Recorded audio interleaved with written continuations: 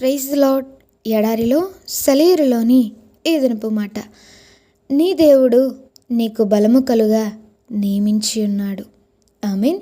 కీర్తనల గ్రంథము 68వ అధ్యాయము 28వ వచనం.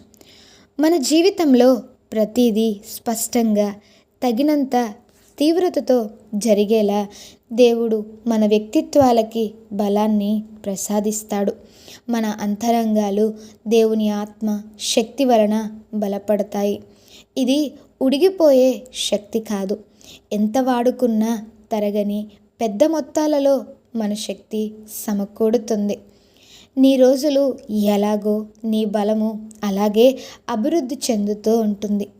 మానసిక శక్తి, నిర్ణయాలు తీసుకోగలిగే శక్తి, ఇతరుల్ని ఆప్యాయంగా చూడగలిగే మనసు, సరైన ఆదర్శాలను రూపొందించుకోగలిగి వాటిని సాధించగలిగే శక్తి, ఇవన్నీ నీలో దినదినాభివృద్ధి చెందుతాయి.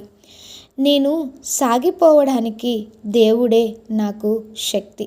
బ్రతుకు బాట చెవిసారం లేనిదైనప్పటికీ ముందుకి అడుగు వేసే శక్తినిచ్చేది దేవుడే. మలుపు లేని ఇరుకుదారిలో ఆహ్లాదకరమైన సంఘటనలేమీ లేని చప్పిడి జీవితపు సుదీర్ఘ ప్రయాణంలో ఆత్మ కృంగిపోయిన వేళల్లో మార్పు ఏమీ కనబడని గానుగెద్దు బ్రతుకుల్లో బలాన్నిచ్చి నడిపించేది ఆయనే. పైకి ఎక్కిపోవడానికి దేవుడే నాకు శక్తి. కష్టాల కొండల్ని భయం లేకుండా ఎక్కిపోయే శక్తి నాకు ఆయనే.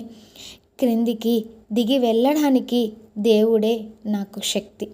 మనసును ఉత్తేజపరిచే ఉన్నత శిఖరాల నుండి కొండగాలిని వెచ్చని సూర్యరశ్మిని వదిలి కొండ దిగి వచ్చేసే వేళలో గాలి స్తంభించి గుండె బరువెక్కితే బలమిచ్చి నన్నాదరించేది ఆయనే. ఆరోగ్యం దెబ్బతిని శారీరకంగా కృషించిపోతూ ఉన్న ఒక వ్యక్తి అనేవాడు, ఈ దిగిరావడమే నేను భరించలేకపోతున్నాను. నిశ్చలంగా ఉండడానికి దేవుడే నాకు శక్తి. కదలక మెదలక నిశ్చలంగా ఉండడం ఎంత కష్టం.